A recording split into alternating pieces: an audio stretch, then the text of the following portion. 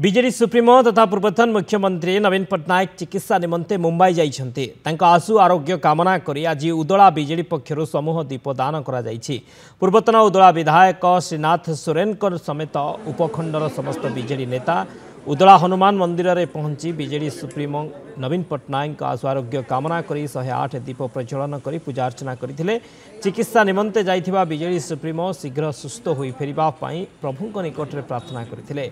नवीन पट्टनायक सुस्थ होई फेरिबे एवं पुणी थरे बीजेडी नवीन को नेतृत्व रे शासन को आसीबो बोली कहिसंते बीजेडी नेता।